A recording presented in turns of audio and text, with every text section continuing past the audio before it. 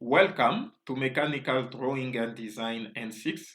Today's presentation is going to be on columns and struts. Before I begin, I just want to say that if you do not understand how to calculate the area moment of inertia for different shapes and different cross sections, I will advise you to go and revise your notes from Strength of Materials N5 and N6 and make sure that you understand that. In this presentation, I am going to assume that you do, and I'm not going to spend so much time explaining how to find the area moment of inertia. Okay, the area moment of inertia is also called the second moment of area, and we use the letter I, capital I, to describe it. So if you don't remember how to calculate that, I will advise you to go and revise your notes. Make sure you do that and then come and watch this presentation. Let's begin. First, as an introduction, I would like to show you what is the difference between a strut and a column. A strut is basically a structural component that is designed to take compression, okay? And now what is particular with struts is that they can be in any direction, okay? You can have them in any position and they will be there and they will be taking compression. However, when we're referring to a column is something that is also a structural component designed to take compression. However, it is always vertical, okay? So that's the main difference between struts and columns. Columns are always vertical, whereas struts can be in any direction and they can be mounted anywhere, okay? So that is really, really important to understand this difference. So I repeat, both struts and columns are structural components. However, struts can be used anywhere and in any direction. But when it comes to columns, columns need to be vertical. They are always vertical. Okay, so remember that. Columns are always vertical. Having said that, there is another expression that is going to be very important for you to understand for this module, and that is buckling. Okay. As an engineer, you probably have come across the expression buckling or that something has buckled. So what is meant by that? Basically, buckling is a deformation that occurs because of compressive loads. Imagine that you are applying compressive loads on an object. Eventually, you will reach a point, if you continue to increase those loads, you will reach a point where the object will buckle. And one easy way for me to illustrate that to you is by using this picture here. Imagine that you have a plastic ruler in between your hands, and then you begin to apply compressive loads to the ruler. In other words, you are pressing on the ruler in such a way that your hands are coming close together. And so if you do that, eventually you will reach a point where the ruler is going to buckle, okay? It's going to deform like this because of the compression, okay? Because of the compressive loads that you are applying. And this is a small experience that you can do for yourself so that you can have a good idea of what buckling is. And so when the ruler deforms suddenly like that because of the compressive loads that you are applying, we will say that the ruler has buckled, okay? It's very, very important. And so with buckling, one thing that is really important is the effective length. You need to understand the concept of effective length whenever you're dealing with buckling of columns or buckling of struts, okay? So what do we mean by the effective length? Basically, the effective length is the length of the column or of the strut that is buckled, okay? If you look, for instance, at this ruler here that has buckled, you can see that it is not the full length of the ruler that is buckled, okay? It's from a certain point here, buckling begins to be observed until you reach a certain point there, okay? So if we measure that vertical distance from where we began to observe buckling to where buckling stops here, if we measure that vertical distance, this is what we refer to as the effective length, okay? Very, very important. And so let us look at the scenario that we have here. You can see that we have a member that is loaded 4 different times with a load P. Okay, so P here is a compressive load, and it is applied on this member that you see here. And what I want you to observe is that the buckling is different, although the load is the same. But if you look how it is buckling under the different circumstances here, you can see that it's not the same buckling. And that is why you can also see that the effective length for the different scenarios is not the same. And so what is the reason for that? Why is it that we have the same member and we apply the same load, but it is buckling differently? Well, the reason is because of the end fixations, okay? So basically, the supports at the ends will determine how the member is going to buckle. Okay, so for instance, in this first case that we have here, you can see that you have fixed supports at both ends. Okay, at both ends you have fixed supports, and because you have fixed supports at both ends, then the effective length is just equal to 0.5 multiplied by the actual length of the member. And this is how the member is going to buckle. So if you have a column that is fixed on both ends, then if you apply a load on it, if it buckles, it will buckle in this manner, and the effective length will be equal to half the actual length of the member. In this case here, we have a situation where on one end you have a fixed support, but on the other end it is pinned, okay? So it is fixed on this end and it is pinned on this end. And so if that is the case, it's fixed on one end and pinned on the other, then the effective length is equal to 0.7 multiplied by the actual length of the member. And the shape of the buckling will look something like what you see in the picture, okay? And for the next case, you can see on both ends it is pinned, okay? Pinned on both ends. Then when that is the case, when it buckles, the effective length is actually equal to the full length of the member. All right. Now, if you have a situation where it is now fixed on one end and free on the other, okay, this is what we have in this last scenario. You can see that you have a fixed support on one end, and on top here where the load is applied, there is nothing, so it is free. So when you have a fixed support on one end and it is free on the other end, and you apply again the same load P, then you will observe that the effective length will be equal to twice the actual length of the member. Okay, so this is very important to understand. Okay, so now why is it important for you to know how to get the effective length of buckling when you're dealing with different end fixations? It's because in some of the equations that we're going to see later on, you have an expression for the effective length.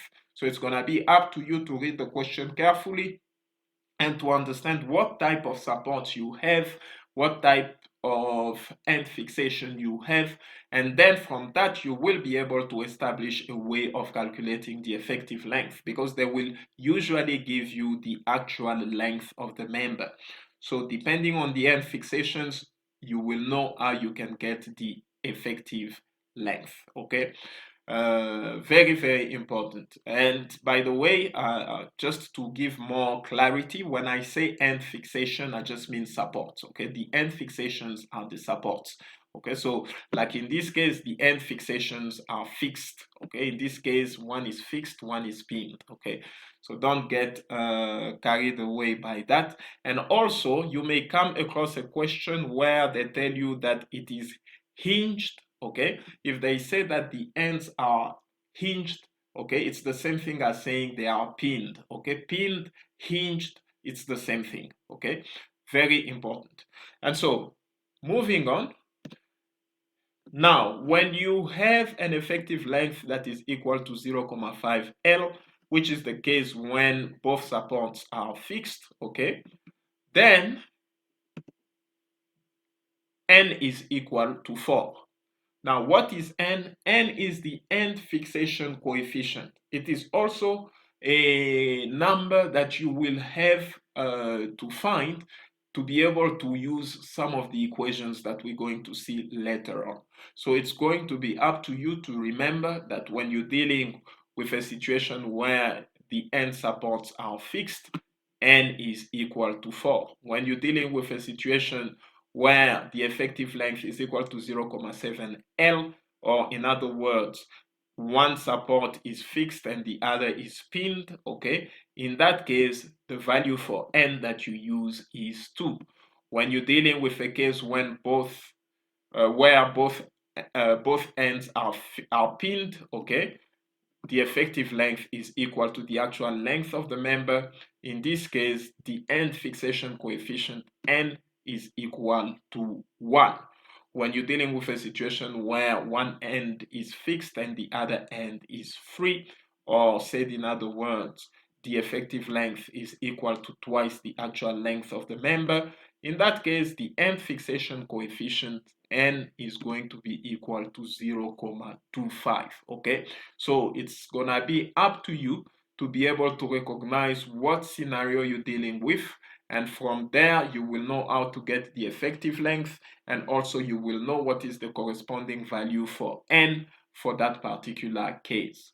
Very important. Now we will speak of the slenderness ratio. Again, if you've done strength of materials, this is not new to you. The slenderness ratio is basically calculated using this equation here, okay? So slenderness ratio is equal to the effective length divided by K mean. Now, what is K mean? K mean is the minimum radius of gyration, okay? And to get it, you will use this equation. K mean is equal to the square root of I mean, and I mean is the minimum moment of inertia, or if you want, the minimum area moment of inertia, okay, or the minimum second moment of area, okay, whichever works for you. You know, it's got many names, but K mean is equal to the square root of the area moment of inertia, but the minimum area moment of inertia divided by the cross-sectional area of the member, okay? Very important. And now, somebody may ask me, what is the minimum moment of inertia? Okay, what is the minimum second moment of area? Okay, or what is the minimum area moment of inertia? Okay, what is this I mean? Okay, what is it? Well, you will remember that if you have, let's say, a member that looks like this, you will remember that usually you will have two neutral axes, okay? One will be the x-x neutral axis, and the other one will be the y-y neutral axis, okay? And so you can find ixx, and then you can find iyy. And so I mean is the smaller one of the two. That is the minimum area moment of inertia. It's the smaller one of the two. So if Ixx is bigger than Iyy, then I mean is Iyy. If Iyy is bigger than Ixx, then I mean will be Ixx. Okay, but you do not always have to calculate Ixx and then calculate Iyy for you to see which one is smaller than the other. There is a way of observing it, observing the scenario that you have, and establishing which one is greater and which one is smaller. Okay, in some cases, you can actually do that just by mere observation. You don't need to go through the calculations. And this is what I want to show you now. Now, look at this member that you have on the screen here. Now, suppose that you apply a force F on this member like this, okay? Of course, you will expect the member to bend because of this force F that you have applied. Now, let's say we turn it by 90 degrees, okay? We turn the member like this by 90 degrees.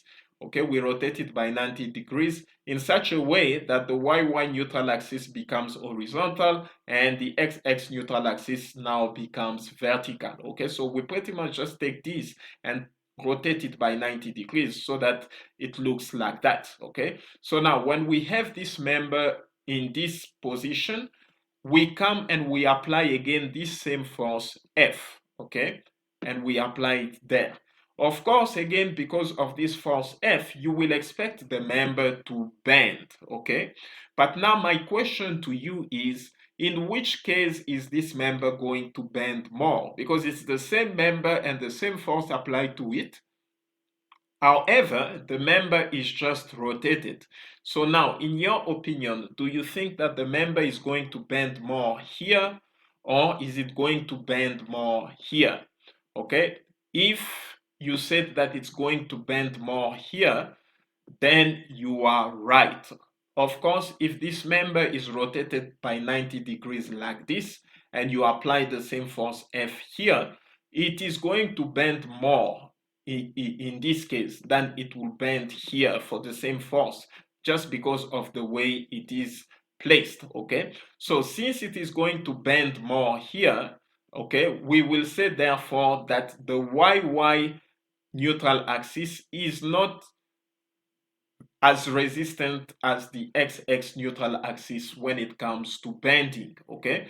So the x-x neutral axis is more resistant to bending than the axis y-y, okay? That is very clear because here we will not have as much bending as we will have here, okay, for the same force. And so clearly, this x-x neutral axis is more resistant to bending than the y-y neutral axis. Okay, and so what does that mean? That simply means that Ixx is greater than Iyy. And since Ixx is greater than Iyy, I mean in this case should be equal to Iyy. Okay, so just looking at the member that we have here, I was able to determine that in this case, when you have a member that looks like this, it is Iyy that should be I mean, because the y-y neutral axis is weaker in bending than the x-x